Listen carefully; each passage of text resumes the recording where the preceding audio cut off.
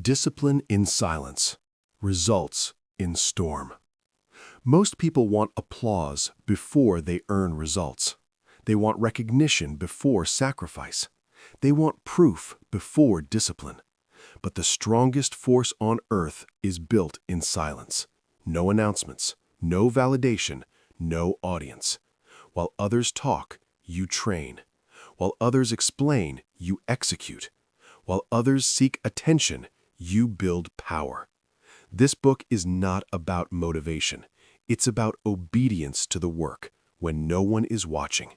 Because when discipline is silent, results don't whisper. They arrive like a storm.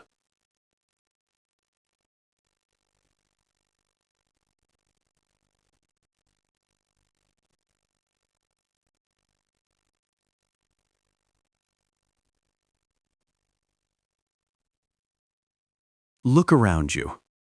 The loudest people are usually the least prepared. The ones constantly telling you what they're going to do are the ones avoiding the discomfort of actually doing it. Talking feels productive. Posting feels productive. Explaining feels productive. But it's not. It's emotional masturbation. It gives you the feeling of progress without the cost of discipline. And discipline always has a cost. You don't need their permission. You don't need their approval. You don't need their understanding. You need execution. That's the difference between amateurs and professionals. Amateurs explain. Professionals deliver. You have a choice. You can spend your energy managing perception, or you can spend your energy building capacity. One creates noise. The other creates power. That's the key. High performers understand something early. Visibility too soon is poison. Think about the people you admire most, the ones whose success looks sudden, overnight success, out of nowhere. It wasn't out of nowhere. They were gone. They were silent. They were invisible. While everyone else was talking about what they wanted, they were doing what was required. Athletes don't explain their training cycles to strangers. They train. Operators don't announce missions. They execute. Builders don't live stream foundations. They pour concrete in silence. Work doesn't announce itself. If you constantly need to tell people what you're working on, ask yourself why. Is it accountability or insecurity? Be honest. Most people share plans to get encouragement. They want reassurance. They want someone to say, yeah, you can do it. But needing encouragement is already a weakness. You don't need their permission. The work either gets done or it doesn't. Applause doesn't change that. Likes don't change that. Comments don't change that. Execution changes that. You don't become disciplined by saying it. You become disciplined by doing it. Read that again. You don't become disciplined by saying it. You become disciplined by doing it. Identity is built backward from how most people think. You don't think your way into action. You act your way into identity. You don't wake up confident. You complete hard things and confidence follows. You don't wake up disciplined. You force yourself to do what sucks and discipline forms. You don't wake up respected. You deliver repeatedly and respect arrives late. That's the order. But when you talk too much, you reverse the order. You try to claim the identity before earning it, and the subconscious knows you're lying. That's why people who talk a lot feel hollow. That's why motivation fades. That's why consistency breaks. Because your nervous system knows you haven't paid the price. That's the key. Silence forces honesty. Silence removes performance. Silence removes the mask. When no one is watching, excuses die. When no one is watching, you either do the work or you don't. That's real, and that's uncomfortable, which is exactly why it works. You have a choice. You can build a persona, or you can build a standard. Personas require maintenance. Standards require discipline. Personas collapse under pressure. Standards hold. Most people live for recognition. A few live for results. Results don't care about your feelings. Results don't care about your story. Results only respond to action. And the results are loud enough. They don't need defending. They don't need explaining. They don't need convincing. Results speak fluently in every room. That's the goal. Not to be impressive, but to be undeniable. So here's the behavioral shift. This is where transformation begins. Stop telling people what you're about to do. Stop explaining your goals. Stop justifying your process. Every explanation is a delay. Every announcement is a leak. Instead, do this. Work in private. Track in private. Struggle in private. Let confusion protect you. Let doubt sharpen you. Let silence strengthen you. You don't need their permission. When the urge to post hits, train instead. When the urge to explain hits, execute instead. When the urge to seek validation hits, repeat this. If it needs explaining, it's not finished. That's the key. This is not about being antisocial. This is not about secrecy for ego. This is about efficiency. Every unit of energy you spend managing perception is energy stolen from progress. And energy is finite. You either invest it into outcomes or waste it on optics. You have a choice. The people who win in the long term make boring decisions early. They choose consistency over excitement. They choose silence over signaling. They choose discipline over dopamine. That's why their results look shocking later. Everyone sees the outcome. No one saw the process. That's how it's supposed to be. So stop proving, stop announcing, stop explaining, start doing. Let your days be quiet and your results be violent. Because when discipline is silent, results arrive like a storm. You mastered the urge to prove yourself. Now, it's time to talk about the weapon that makes that possible. Chapter 2. Silence is a weapon, not a weakness. Most people are afraid of silence. Not because it's empty, but because it removes excuses. Noise gives you cover. Silence gives you truth. And truth is uncomfortable. You have a choice.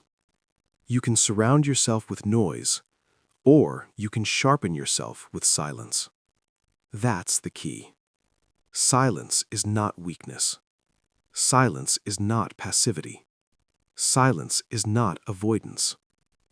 Silence is control. When you go quiet, you remove external influence. Opinions lose power. Judgment loses leverage. Doubt loses its echo. Because doubt feeds on noise. Silence protects momentum.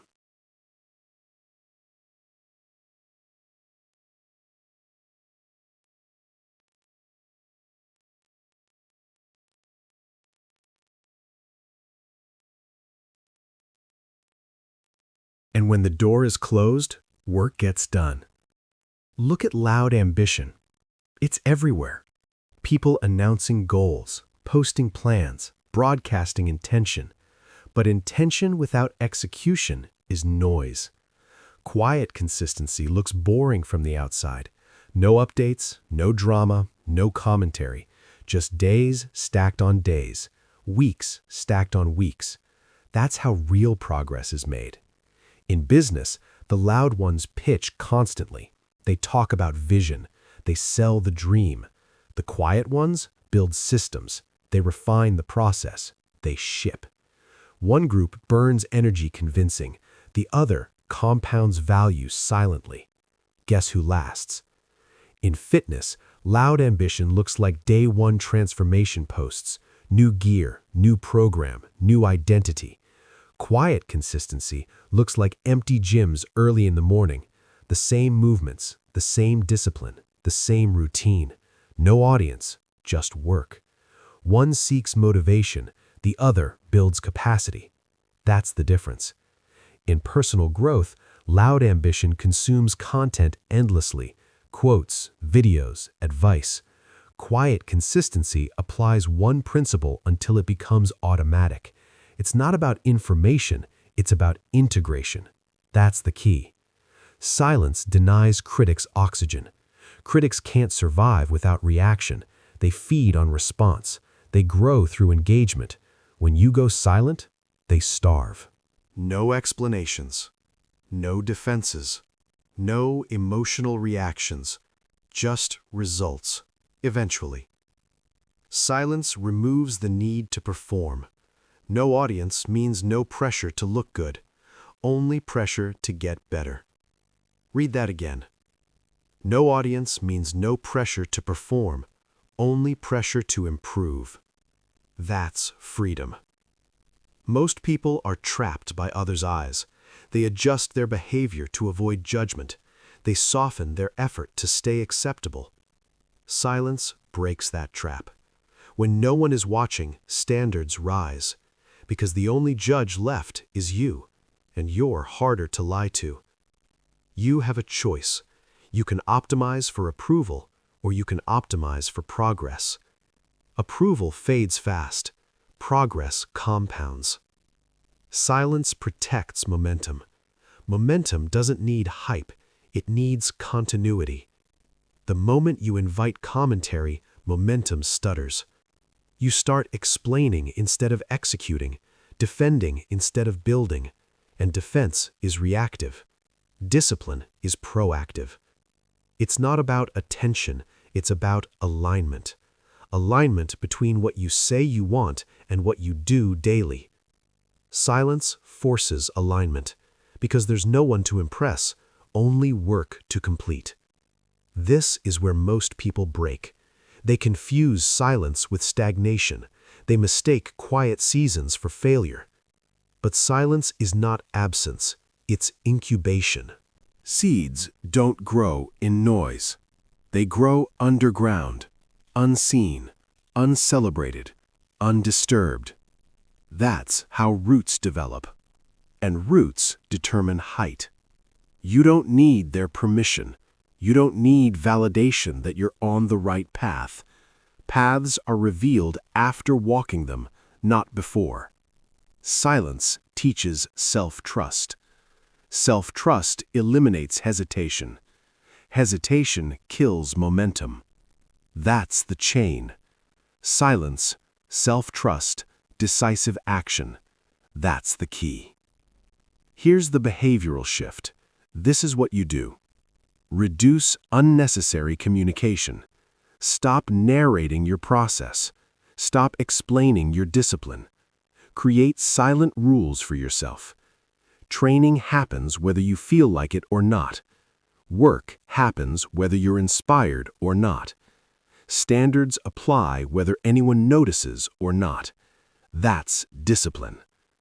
Protect your mornings. Protect your routines. Protect your focus. Silence your phone. Silence distractions. Silence voices that don't contribute to execution. This isn't isolation forever. This is isolation until the foundation is built. And foundation takes time. The strongest people you know didn't grow loud first. They grew solid. Noise comes after strength, not before. Silence protects momentum. Say it again. Silence protects momentum. When doubt shows up, and it will, silence limits its reach. Doubt spoken grows. Doubt contained dies. When fear appears, silence prevents contamination. Fear spreads. Fear faced alone strengthens. You have a choice. You can process everything externally, or you can develop internal control. Internal control creates stability. Stability creates consistency. Consistency creates results. Results don't need commentary. They arrive loud enough. Silence is a weapon because it keeps you moving forward while others are busy talking sideways. It keeps energy internal. It keeps direction clear. It keeps progress steady. That's why it scares people. Silence reveals who you are when no one is watching, and that's the only version that matters. You've learned to stop proving. You've learned to go quiet. Now you're ready to face the real test, because silence makes the work visible to you and boring to your ego. And most people can't handle boredom. You mastered silence as a weapon. Now let's talk about why boredom is the gatekeeper of greatness. Chapter 3. Discipline is boring. That's why it works. Most people don't fail because they're weak. They fail because they're bored. They confuse boredom with stagnation. They confuse monotony with failure. They confuse excitement with progress. And that confusion keeps them average. You have a choice. You can chase excitement, or you can build discipline. That's the key. Discipline is boring. It's repetitive. It's predictable. It's unglamorous. And that's exactly why it works. Say this until it sinks in. Boring beats brilliant every time. Again, boring beats brilliant every time. Brilliance flashes and fades. Boring shows up tomorrow, and the next day, and the next. Most people want intensity. They want passion. They want emotional fuel. But emotions are unstable. They spike. They crash. Discipline doesn't care how you feel. It cares what you do. That's the difference. Look at mastery in any domain. Fitness, business, skill, leadership. It's never flashy up close. It's the same movements, the same habits, the same standards executed daily. No drama, no inspiration quotes, no cinematic moments, just work. Unglamorous work. That's how mastery is built. But people don't want mastery. They want stimulation. They want variety before volume. They want novelty before competence. So they keep switching. New plan, new routine, new strategy. And every switch resets progress. That's the cost of boredom avoidance. You don't need their permission. You don't need excitement to train. You don't need motivation to work. You don't need passion to be consistent. You need discipline. It's not about motivation. It's about obedience. Obedience to standards. Obedience to routine. Obedience to repetition. That's the key. Repetition is what most people run from, because repetition exposes weakness. You can't hide behind novelty forever. Eventually, the work gets simple, and simple reveals truth. Can you show up when nothing feels new? Can you execute when there's no dopamine hit? Can you stay consistent when no one is impressed? That's the test. Boredom is the toll booth to greatness. Most people turn around. A few pay the price. Those few win. In fitness, progress comes from the same lifts, the same form, the same structure, day after day. Not from random workouts. Not from chasing sweat. Not from chasing pain. Consistency beats intensity. Boring beats brilliant every time.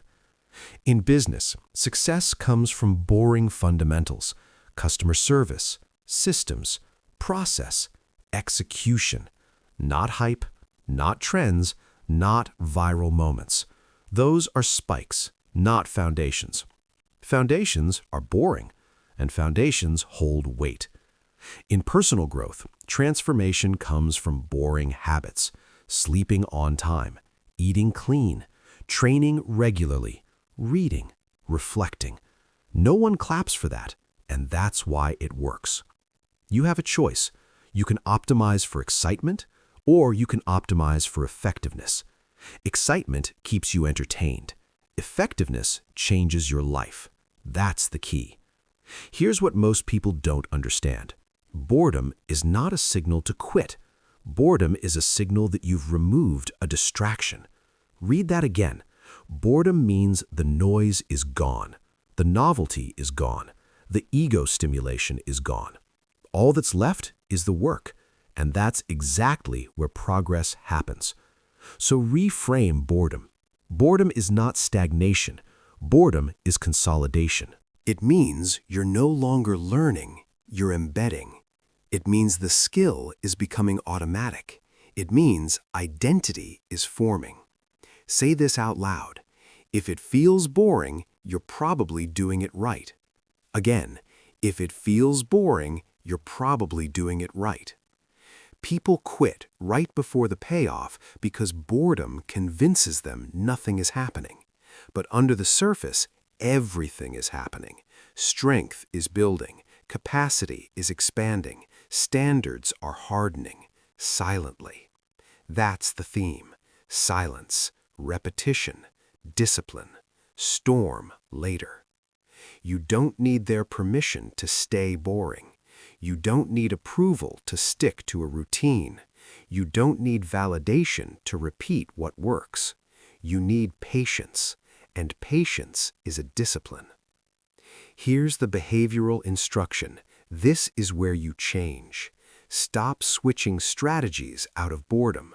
Stop seeking new inputs when old ones haven't been mastered. Stop chasing feelings. Instead, do this. Pick fewer actions, repeat them longer, raise the standard gradually. At the same time, same place, same rules. Let boredom train you. When boredom hits, don't escape, lean in, because boredom is where excuses die. When there's nothing exciting left, only commitment remains. That's who you become. Most people quit when the novelty fades. You stay. Most people need stimulation. You rely on structure. Most people chase feelings. You follow standards. That separation compounds. You have a choice. Be entertained or be effective. One feels good today, the other wins long term. That's the key. Discipline doesn't reward enthusiasm. It rewards obedience, and obedience is boring. But boring work, over time, boredom creates unshakable confidence, because you know what you can do. You've done it before, hundreds of times. No hype needed. That's power. And power doesn't need noise. You've learned to embrace silence. You've learned to respect boredom. Now you're ready to confront what destroys discipline faster than anything else, the need to be seen. You handled the monotony. Now let's expose the real enemy. Chapter 4. The Silent Cost of Seeking Validation. Validation is expensive. Not because it's hard to get, but because of what it costs you over time. Most people don't realize they're paying for validation with their potential. You have a choice.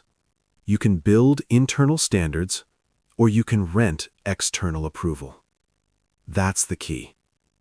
External validation feels harmless at first, a like, a compliment, a nod of approval. But it changes the equation. The moment you start performing for approval, your standards soften. Your behavior shifts. Your discipline becomes conditional, and conditional discipline always breaks. Say this clearly. Validation makes you negotiable. Again, validation makes you negotiable. When you depend on feedback, you hand over control. You let other people decide how hard you work, how consistent you stay, how far you push. That's not discipline. That's dependency. You don't need their permission. The more you seek validation, the more you outsource your self-worth. And once self-worth is outsourced, discipline becomes fragile, because praise comes and goes, attention fades, applause moves on to someone else. Then what? Most people quit right there, not because the work stopped working, but because the feedback stopped. That's the silent cost. Chasing likes distorts priorities. You start choosing what looks good instead of what works. You optimize for optics instead of outcomes. And optics don't compound. Results do. Think about social media. Think about public ambition. Think about the constant need to be seen progressing.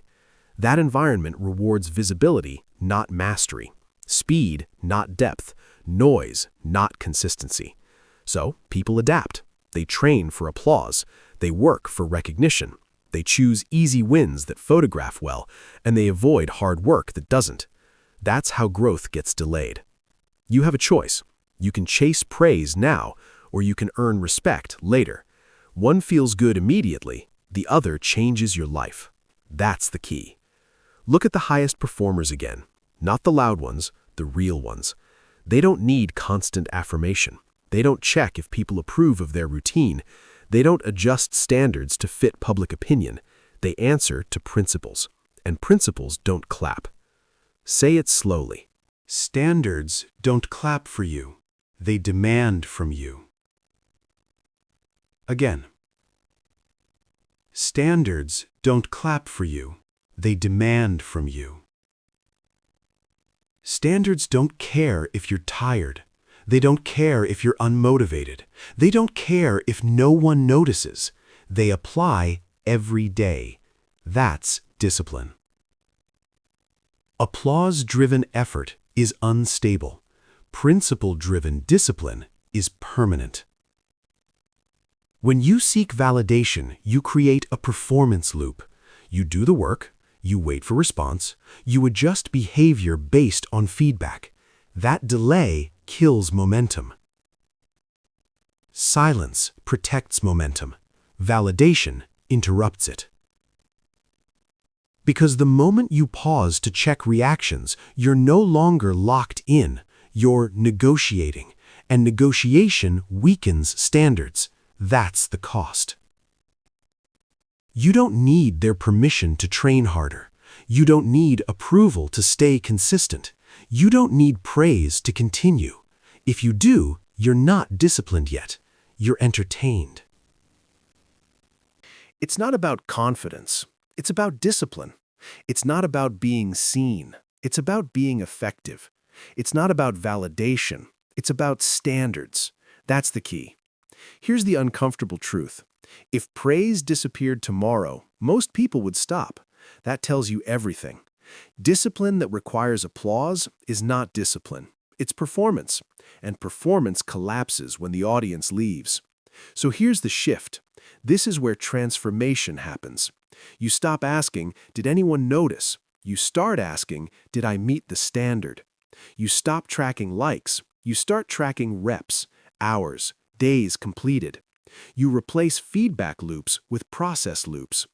Process doesn't praise you, it improves you. This requires maturity because emotional validation addiction is emotional and discipline is behavioral. Emotions want reassurance. Behavior demands action. You have a choice. Stay emotionally driven or become principle-driven. Principle-driven people move more slowly early, but they move forever. That's the difference. Here's a practical instruction. Audit where you seek validation. Do you post progress for encouragement? Do you talk about goals for reassurance? Do you need someone to agree before you commit? If yes, cut it. Not forever, but until discipline is automatic. Build a season where no one knows what you're doing, where no one praises your effort, where no one tracks your progress but you. That season will harden you. Because when no one is clapping, you find out if your standards are real. Standards don't clap for you. They demand from you. And they demand every day. Validation makes you negotiable. Standards make you solid. Say it again. Validation makes you negotiable. When you remove validation, something powerful happens. Your effort stabilizes. Your focus sharpens. Your pace becomes sustainable. You stop rushing. You stop comparing. You stop reacting. You start building. Quietly. That's the theme. Silent discipline. Delayed recognition. Unavoidable results. You don't need their permission to be unknown for a while. You don't need approval to be misunderstood. You don't need applause to stay the course. You need standards. And standards don't care how you feel. They care what you do. You've learned to tolerate boredom. You've learned to release validation. Now you're ready for the hardest phase. The phase where no one believes in you. No one supports you. No one sees it yet. That's where most people fold. So now we go there. You let go of applause. Now you learn to build without belief. Chapter 5. Build when no one believes in you. At some point, belief disappears. Not belief in general. Belief from others. The messages slow down. The encouragement fades. The support gets quiet. And that moment breaks most people. Because most people don't want to win, they want to be believed in while trying. You have a choice. You can require belief, or you can require discipline. That's the key. Let this land. Belief is optional. Discipline is not. Say it again. Belief is optional. Discipline is not. Early belief from others is rare, and when it does show up, it's unreliable. It fluctuates with mood, trends, and convenience. That's why depending on it is dangerous. If your effort rises and falls based on who believes in you, you've already lost control. You don't need their permission. Most people quit in the unseen phase, not because the work is too hard, but because the silence feels personal. No likes, no praise, no reinforcement. Just effort echoing back at you. That's when discipline gets real, because now there's no reward except progress, and progress is slow. This is where solitude does its work. Solitude removes performance. Solitude removes comparison. Solitude removes the temptation to impress. All that's left is commitment. And commitment, tested in isolation, becomes unbreakable. Lonely seasons create unbreakable people. Say it again. Lonely seasons create unbreakable people. Look at the patterns of real high performers, not the highlight reels, the timeline before anyone cared. Athletes train alone before dawn, no cameras, no crowds. Creators posting into the void for years, no engagement, no feedback. Leaders making decisions no one agrees with, yet. Carrying weight alone, holding the line. They weren't believed in early, they were disciplined early, and discipline compounds quietly. You have a choice. You can quit because no one sees it yet, or you can continue because you see it. One builds approval, the other builds inevitability. That's the key. Most people mistake a lack of belief as a signal to stop. They interpret silence as rejection. It's not rejection, it's testing. Testing whether your commitment is internal or borrowed. If you need belief to continue, your foundation is weak. If you continue without belief, your foundation hardens. That's how standards are forged. You don't need their permission to stay the course. You don't need validation to train harder. You don't need encouragement to finish what you started. You need discipline. It's not about confidence. It's about commitment. It's not about support. It's about standards. It's not about being believed in. It's about being relentless. That's the shift. Here's the hard truth. If everyone believed in you early, you'd be soft. You'd negotiate. You'd perform. Solitude removes that option. When no one is watching, excuses die. When no one is clapping, effort becomes pure. You either show up or you don't.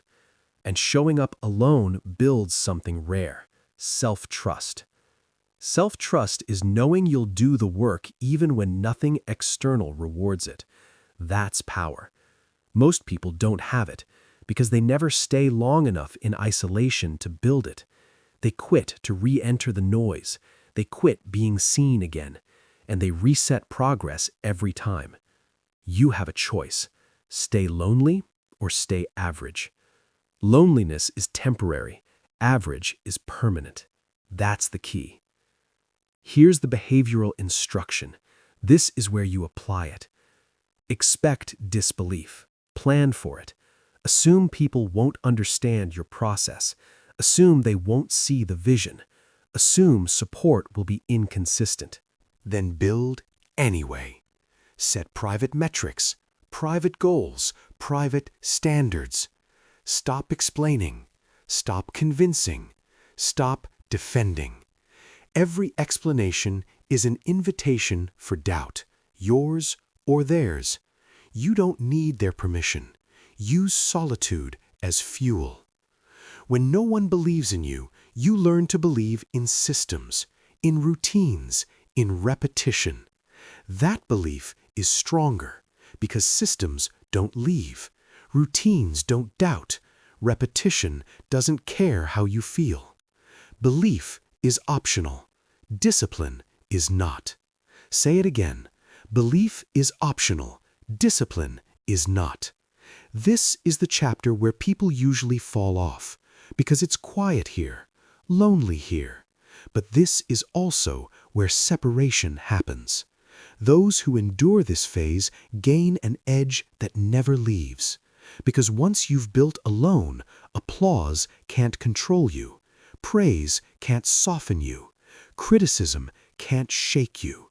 You've already faced the hardest environment, silence, and you survived it. Lonely seasons create unbreakable people. You've learned to work without validation. You've learned to continue without belief. Now you're ready for the truth most people hate. Talent doesn't matter as much as they think. Consistency does. You built alone. Then build anyway. Set private metrics, private goals, private standards. Stop explaining, stop convincing, stop defending. Every explanation is an invitation for doubt, yours or theirs. You don't need their permission. Use solitude as fuel. When no one believes in you, you learn to believe in systems, in routines, in repetition. That belief is stronger because systems don't leave, routines don't doubt, repetition doesn't care how you feel. Belief is optional. Discipline is not. Say it again. Belief is optional. Discipline is not. This is the chapter where people usually fall off because it's quiet here, lonely here. But this is also where separation happens. Those who endure this phase gain an edge that never leaves, because once you've built alone, applause can't control you. Praise can't soften you. Criticism can't shake you. You've already faced the hardest environment, silence, and you survived it. Lonely seasons create unbreakable people. You've learned to work without validation. You've learned to continue without belief. Now you're ready for the truth most people hate. Talent doesn't matter as much as they think. Consistency does. You built alone. Now let's talk about what actually wins long term. Chapter 6. Consistency beats talent in the dark. Talent is loud. Consistency is quiet. Talent gets noticed early. Consistency gets results late. And late is where it counts. You have a choice. You can rely on potential, or you can rely on the process. That's the key. Most people overestimate talent and underestimate repetition. They believe success belongs to the gifted, the lucky, the naturally skilled. That belief keeps them passive. Because if talent is the deciding factor, effort becomes optional. And an optional effort never wins. Let this sentence settle in. Consistency outlasts potential. Say it again. Consistency outlasts potential. Talent without discipline decays. It gets lazy. It gets entitled. It waits for conditions to be perfect. Discipline without talent compounds. It improves slowly. It adapts. It survives bad days. And survival beats brilliance. Every time.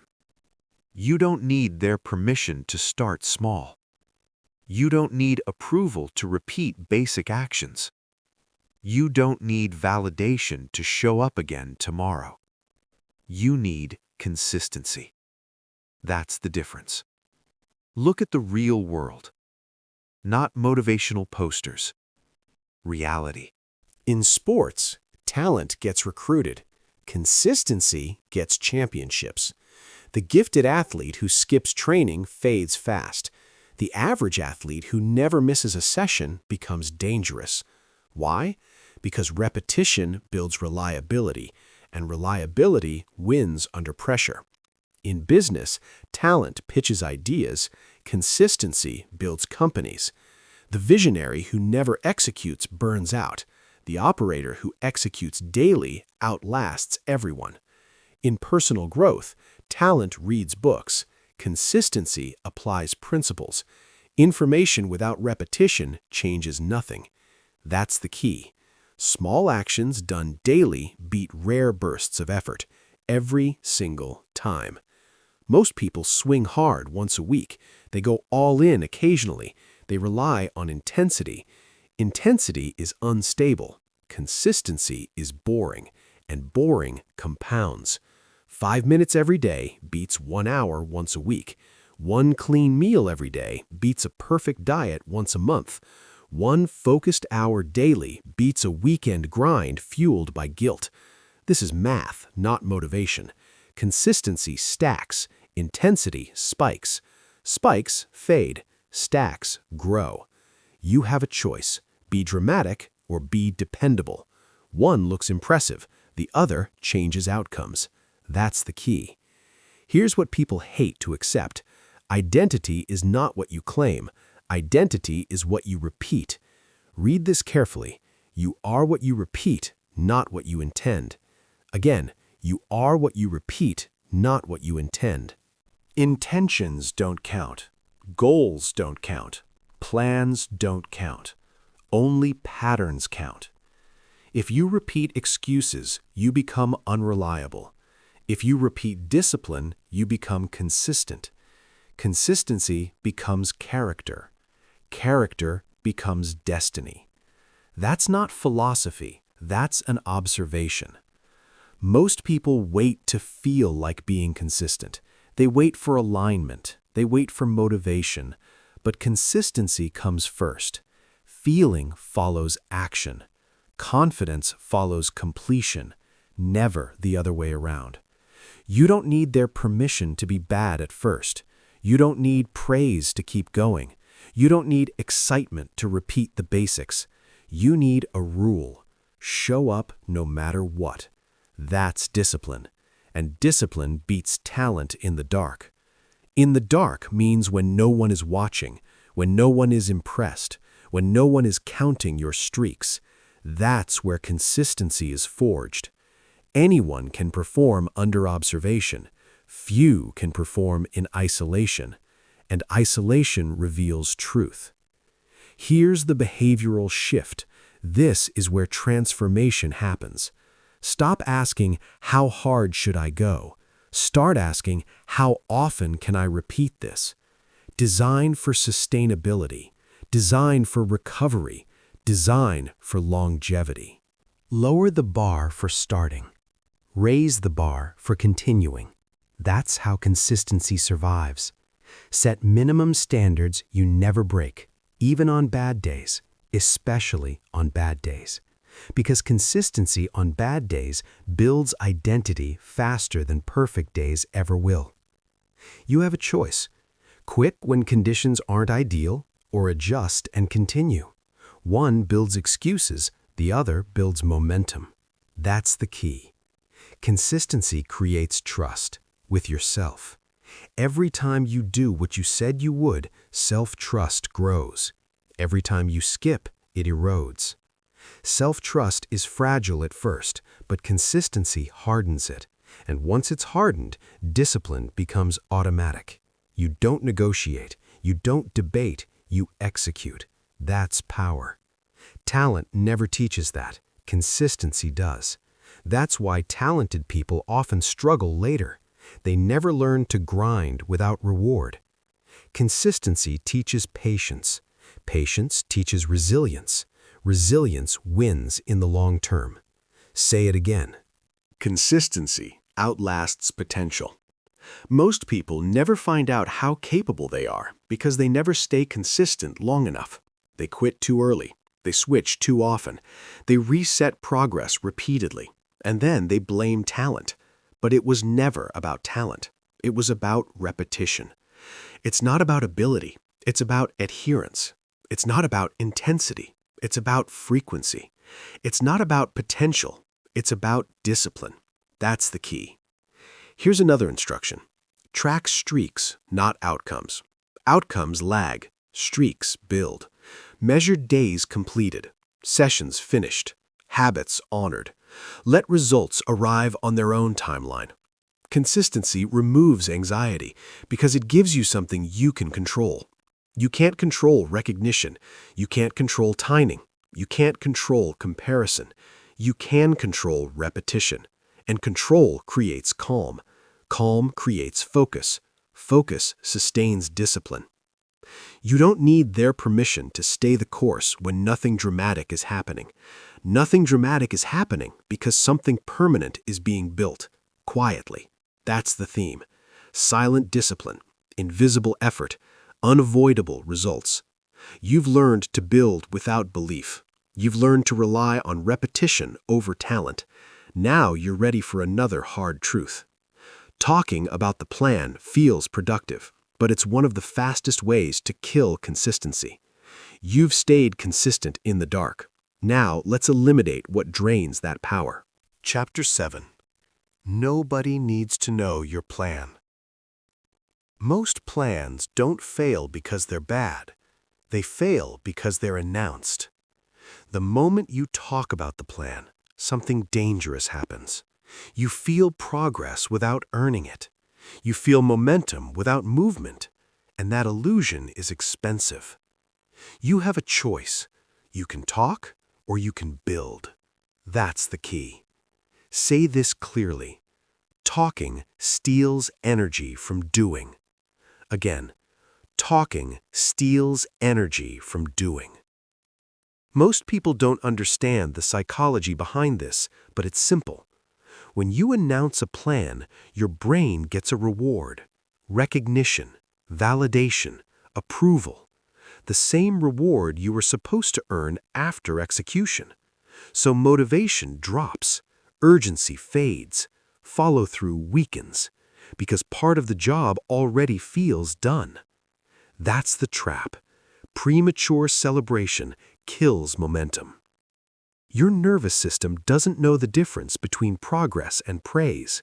It just knows it got fed, and once it's fed, it relaxes. Discipline hates relaxation. That's why people talk themselves out of results. They post the goal, they explain the journey, they announce the change, then they stall. Not because they're lazy, but because they leaked the fuel early. You don't need their permission. Nobody needs to know your plan. Not your friends, not your family, not the internet. If someone needs to know, the results will tell them later. That's the key. Plans spoken too early become fragile. They attract opinions, doubt, advice you didn't ask for. Each voice adds friction, and friction slows execution. Silence removes friction. Silence keeps the plan clean. Look at people who win consistently. They don't explain the blueprint. They don't announce timelines. They don't crowdsource discipline. They move quietly. because quiet movement preserves pressure. Pressure is good. Pressure sharpens. Pressure forces execution. Talking releases pressure. That's why people feel relieved after explaining their goals. Relief is not what you want. You want tension. Tension keeps you moving. You have a choice. Release tension by talking or convert tension into work. One weakens you, the other builds you. That's the key. Let's be honest. Most people talk about plans because they want reassurance. They want someone to say, "That's a good idea. You've got this. I believe in you." But reassurance is a crutch, and crutches prevent strength. You don't need their permission to commit. You don't need agreement to act. You don't need encouragement to execute. You need standards. Standards don't ask, they demand. Talking turns discipline into a discussion, and discipline does not survive discussion. It survives rules. Here's another hard truth. When you announce a plan publicly, quitting becomes embarrassing. So instead of adjusting intelligently, people hide, they avoid, they ghost their own goals. Silence removes that pressure. If no one knows, you can refine, you can adapt, you can correct without shame. Silence gives you flexibility, and flexibility keeps you in the game longer. That's the key. This chapter is about restraint. Restraint with words, restraint with explanation, restraint with disclosure. Powerful people are selective with information, not secretive, selective. They understand timing. There's a time to speak and a time to execute. Most people reverse it. They speak first, execute later. Professionals execute first, speak later, if at all. Let outcomes introduce you. Let outcomes introduce you. Outcomes don't exaggerate. Outcomes don't lie. Outcomes don't need defending. They stand on their own. That's why they're respected. Plans are cheap. Outcomes are rare. That's why outcomes command attention. Here's the behavioral instruction. Stop announcing what you're about to do. Stop sharing goals in advance. Stop explaining your strategy. Replace talking with tracking. Track sessions completed. Track days executed. Track standards met. But keep it private. Build pressure internally. If you feel the urge to tell someone, do the work instead. That urge is unused energy. Redirect it. Talking steals energy from doing. Say it again. Talking steals energy from doing. This doesn't mean you never communicate. It means you earn the right to speak. You speak after results, not before effort. That order matters. Because when results speak, people listen. When plans speak, people forget. You don't need their permission to move quietly. You don't need validation to stay silent. You don't need recognition to keep building. You need discipline. It's not about confidence, it's about control. It's not about visibility, it's about velocity. It's not about being known, it's about being effective. That's the key. Silence keeps your power intact. Talking disperses it, so choose carefully. You've learned to build without belief. You've learned to rely on consistency. You've learned to keep your plans quiet. Now comes the moment where all of this gets tested. Pressure. Because pressure exposes preparation. You've stayed silent. Now let's see what happens when the weight is real. Chapter 8. Pressure reveals who trained in silence. Pressure is coming. It always does. Deadlines. Failure. Competition. Crisis. You don't get to vote on that. What you do get to choose is whether you're ready. You have a choice. You can prepare in silence, or you can perform in panic. That's the key. Most people misunderstand pressure. They think pressure creates character. It doesn't. Pressure exposes it. Say this until it's permanent. Pressure reveals habits. Again. Pressure reveals habits. When pressure hits, you don't become something new. You default to what you've practiced. There is no rise. There is no magic. There is only reflex. And reflex is trained. That's why people fall apart under stress. Not because they're weak, but because they never trained for weight. They trained for comfort. They trained for visibility. They trained for easy days. Pressure doesn't care about intentions. It interrogates preparation. You don't need their permission to take preparation seriously. You don't need validation to train harder than necessary. You don't need praise to hold yourself to a higher standard. You need discipline. Look at the competition. The lights are on. The stakes are real. Everyone says they'll step up, but the body doesn't step up. The mind doesn't step up. They fall back. Back to habits. Back to routines. Back to discipline or lack of it. That's why some people look calm when everything is on the line, and others unravel. Calm is trained. Control is trained. Silent discipline creates automatic excellence. See this clearly. You don't rise to the moment, you fall to your training. Again, you don't rise to the moment, you fall to your training. In crisis, there is no time to think, only time to act, and action reveals truth. In deadlines, people don't suddenly become focused, they become frantic, because they didn't train focus when time was abundant. In failure, people don't suddenly become resilient, they collapse, because resilience wasn't built daily. In high-stakes moments, excuses disappear, stories disappear, only habits remain. That's the key. Pressure doesn't care who you think you are, it only cares what you've rehearsed.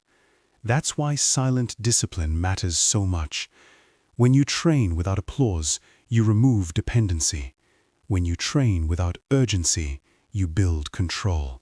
When you train without pressure, you prepare for it. Most people wait for pressure to force discipline. That's backwards. Discipline is what prepares you for pressure. You have a choice.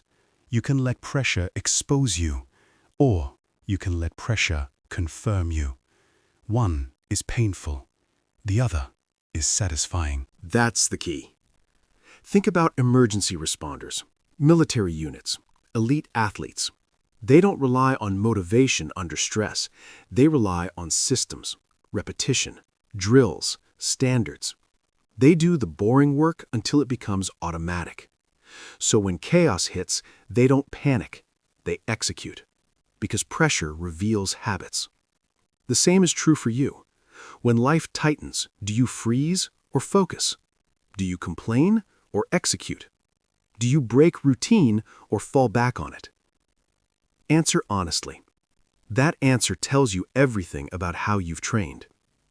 You don't need their permission to train harder than required. You don't need approval to prepare for scenarios that might never happen. You don't need validation to hold the line when it's uncomfortable. You need standards. Standards don't bend under pressure, they activate. That's the difference between people who handle stress well and people who don't. Handling stress is not a personality trait, it's a byproduct of preparation. It's not about calmness, it's about conditioning. That's the key. Here's the behavioral shift. Stop training only when conditions are ideal. Stop working only when you feel ready.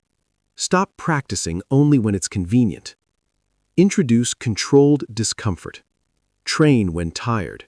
Execute when bored. Stick to routine when distracted. Not to punish yourself, but to build reliability. Because pressure doesn't ask if you're ready. It demands proof. Silent discipline creates that proof. Every time you choose structure over comfort, you're wiring resilience. Every time you choose standards over feelings, you're building control. That control shows up later when it matters. Most people panic under pressure because they've never practiced calm. They've never practiced discipline without urgency, so urgency overwhelms them. You don't need their permission to practice under weight. You don't need praise to stay composed. You don't need recognition to train for hard days. You need discipline. It's not about confidence, it's about conditioning. It's not about talent, it's about preparation. It's not about rising to the moment, it's about falling to your training. That's the key. Pressure is not the enemy. Pressure is the auditor. It audits your habits. It audits your routines. It audits your discipline. And it never lies. When the audit comes, and it will, you want clean books. No excuses, no scrambling, no panic, just execution. That's power. And power is built quietly. You've learned to move in silence. You've learned to embrace boredom. You've learned to train without belief, validation, or noise. Now you understand why. Because pressure is coming. And when it does, results will speak. You trained in silence. Now let's talk about what happens when the results finally arrive. Chapter 9. Results are loud enough. At some point, the talking stops. Not because people suddenly understand you, not because they finally agree, but because there's nothing left to argue with. Results end conversations. Say it clearly. Outcomes don't argue. Again, outcomes don't argue. Explanations invite debate. Results shut it down. That's the key. Most people waste years trying to be understood, trying to be validated, trying to be believed. That's not power. That's insecurity. You don't need their permission to be effective. You don't need approval to be disciplined. You don't need consensus to be right. You need results. Results don't raise their voice. They don't defend themselves. They don't explain context. They just sit there, undeniable. And everyone adjusts around them. You have a choice. You can keep explaining your potential, or you can let outcomes introduce you. That's the key. Look at how people respond to visible success.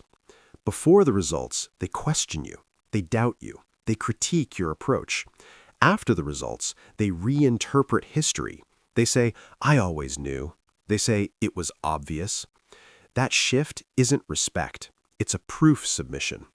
Outcomes don't argue. That's why discipline must come before recognition.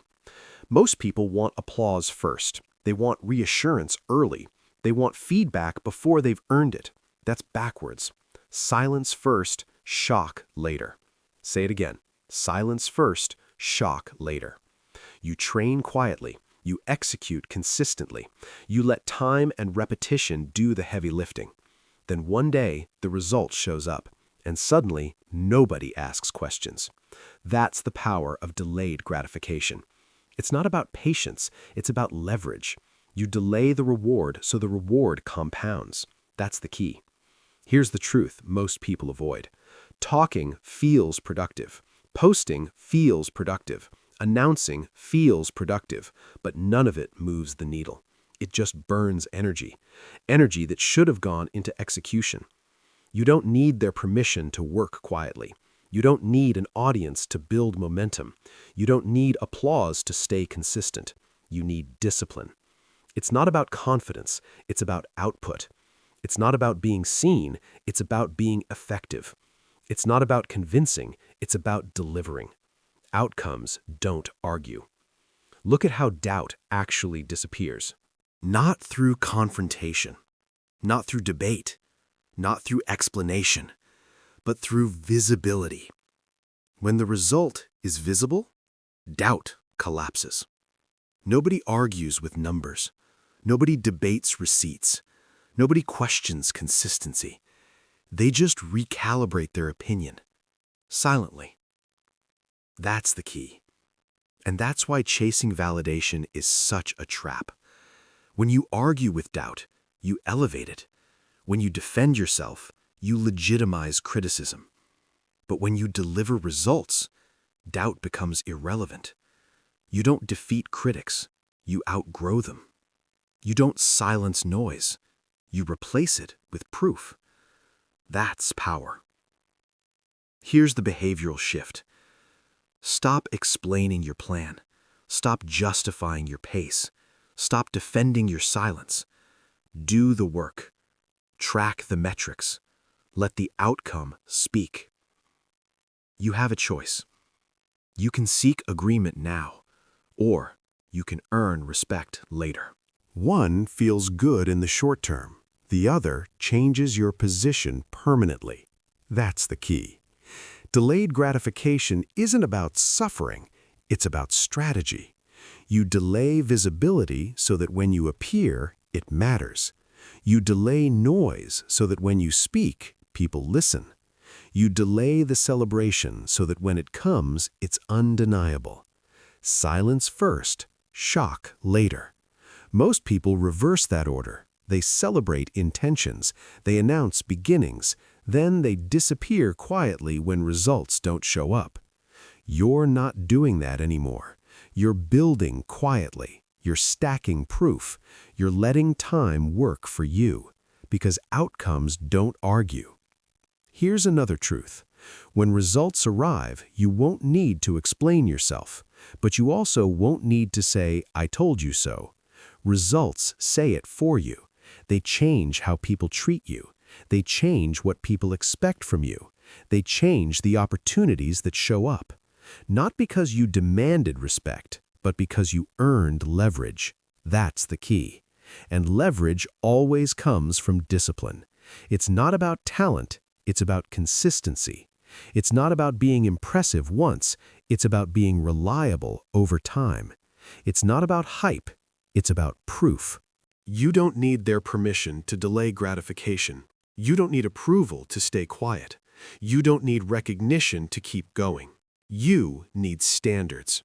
Standards create results. Results create silence. And in that silence, you gain control. Control over your time. Control over your direction. Control over who gets access to you. That's power. Most people never experience that because they quit too early. They get tired of being unseen. They crave acknowledgement. You don't. You understand the trade. Silence first, shock later. That's the key. Here's what to do next. Measure progress privately. Celebrate wins internally. Let others discover the outcome when it's finished. Not halfway, not almost. Finished. Because partial results invite opinions. Completed results end them. Outcomes don't argue.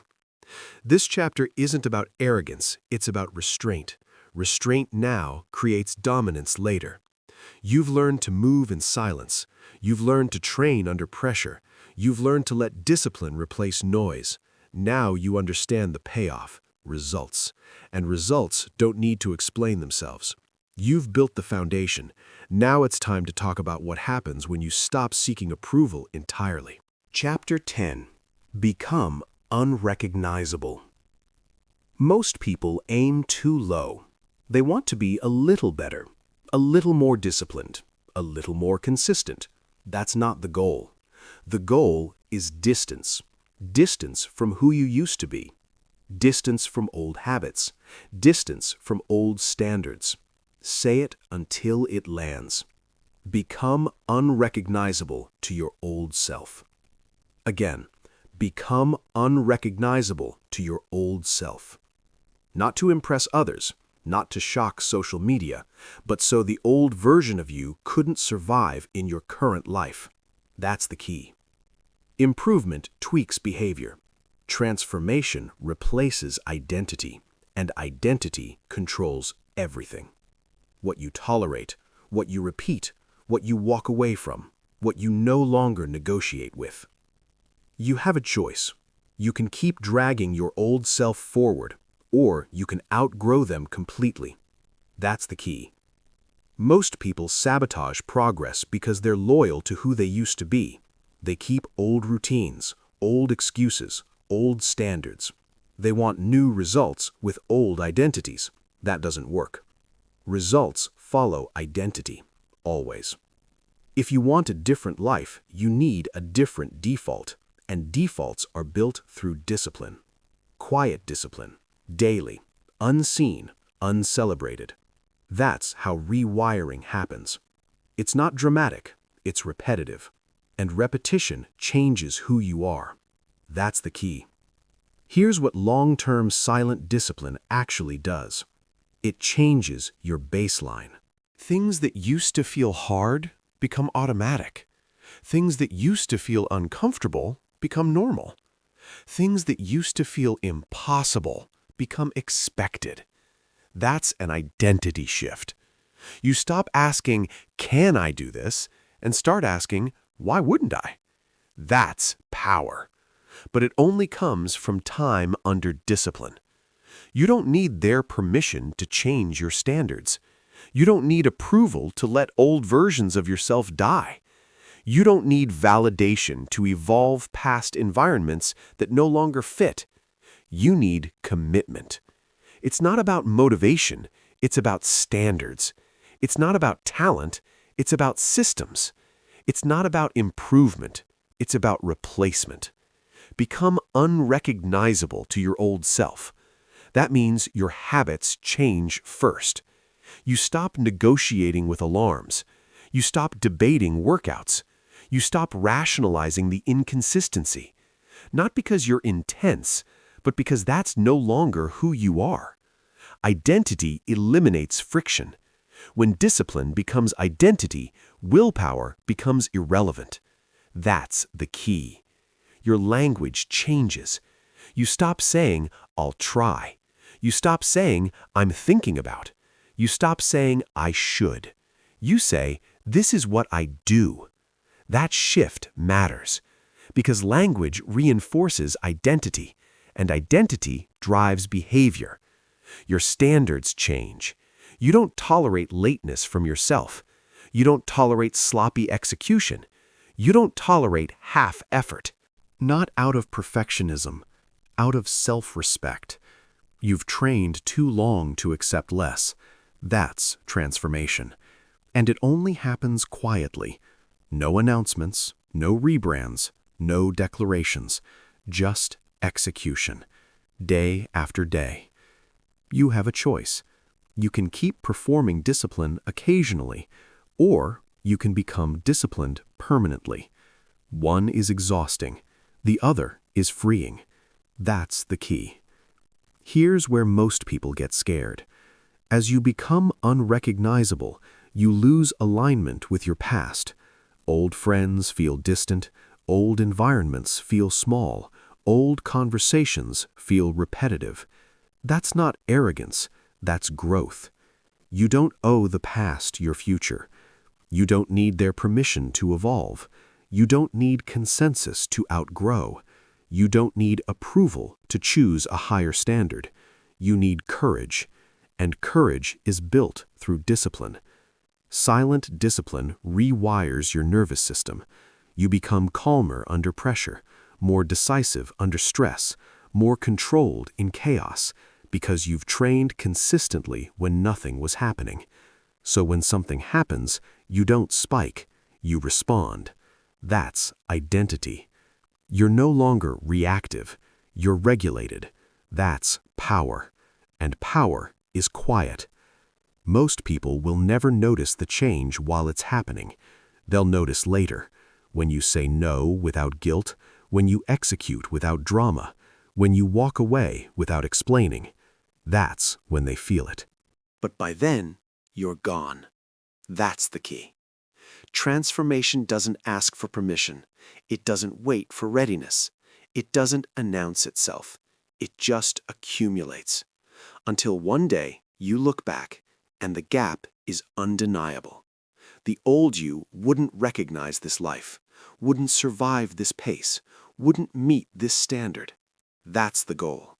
Become unrecognizable to your old self. Not louder, not flashier, not more visible. Sharper, calmer, more disciplined. That's the real flex. Here's the final behavioral instruction. Stop trying to feel transformed. Stop waiting to feel different. Stop chasing identity through aesthetics. Build it through actions. Wake up on time. Do the work. Honor the standard. Repeat, no matter how you feel.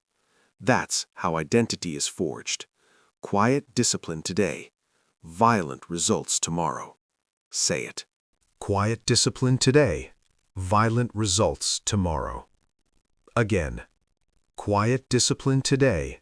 Violent results tomorrow. That's not aggression.